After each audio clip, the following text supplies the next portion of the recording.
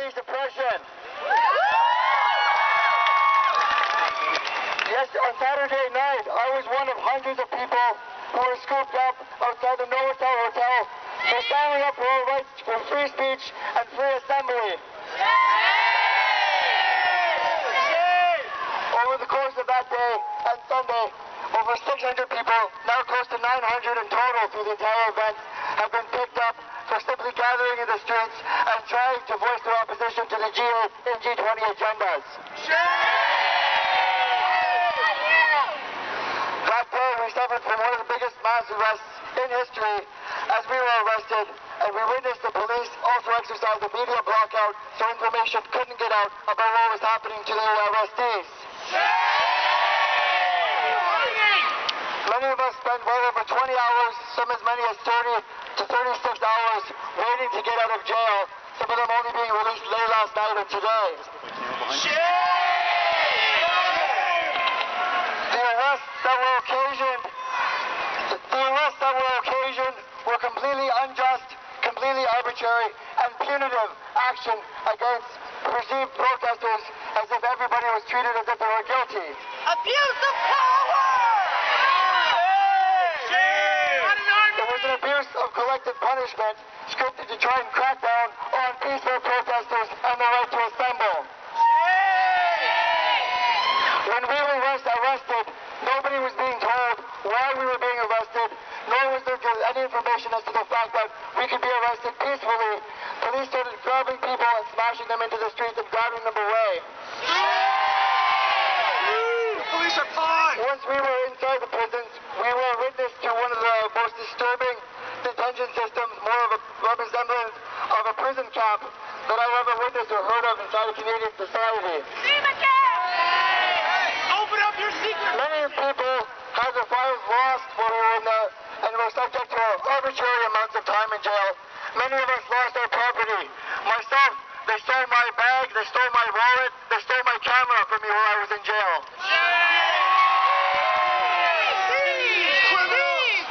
In the end, not only a handful of people received any charges at all. The rest of the people were subject to what the police term catch and release system, as if we were fish or cattle. While we were in jail, we were subject to 8 by 10 prison cells. Some people were subject to 6 by 8 prison cells with as many as 30 to 40 people held in the same cages. Many people had to go over 12 hours without water, without food, and for the food, they only provided us with cheese sandwiches, which many people were unable to eat, and ended up going over 30 hours without any food at all. Put your children in jail! Many people, many women in particular, were denied the right to have access to sanitary napkins or tampons. Many others were denied access to toilet paper. We heard many reports of police making sexist and disparaging remarks against women and watching women as they went to the bathroom as well in the open porta potty system.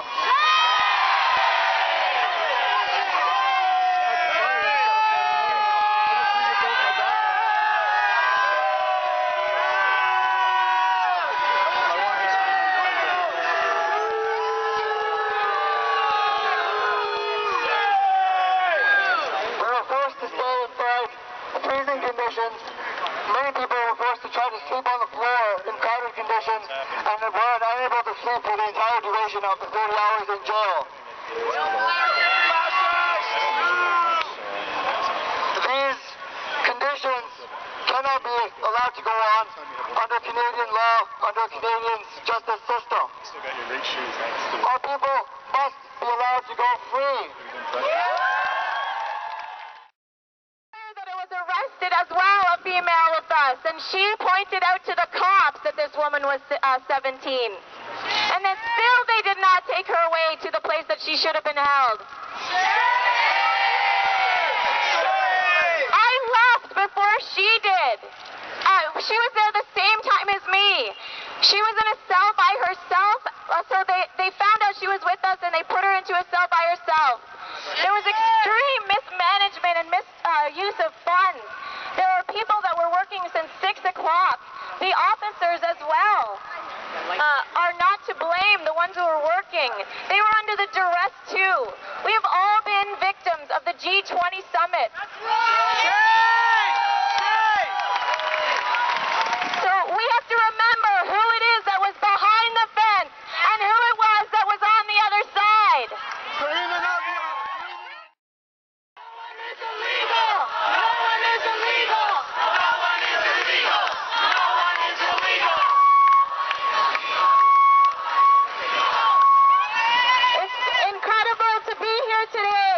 To see these streets filled with people who refuse to be intimidated, who refuse to be scared.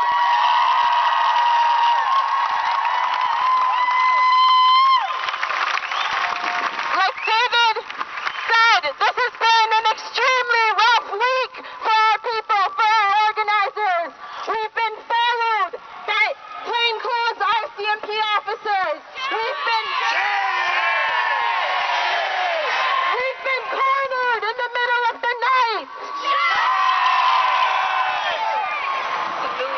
On Friday, during the Justice for Our Communities demonstration, where we took to the streets with community groups across the city to talk about how we fight G8, G20 policies on a daily basis, we suffered tremendous repression on these streets.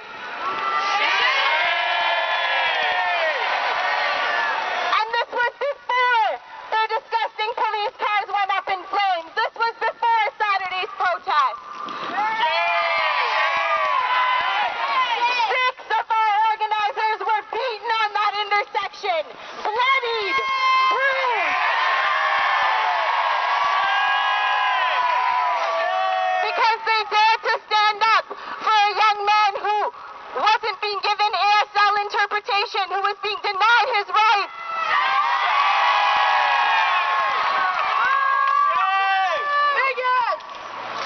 And these intimidation tactics were meant to scare us, they're meant to silence us, they're meant to instill fear into people in our communities that we work with who live every day in fear of detention and deportation. But guess what? We refuse to be afraid.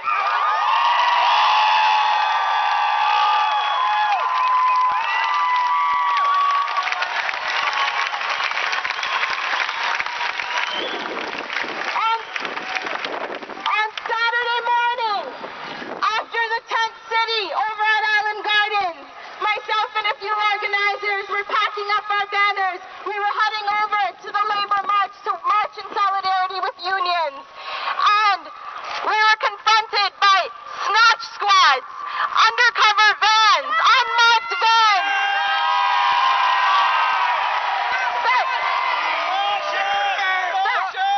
That cut off our taxi cab, opened the doors, dragged out our organizer, threw him into a van.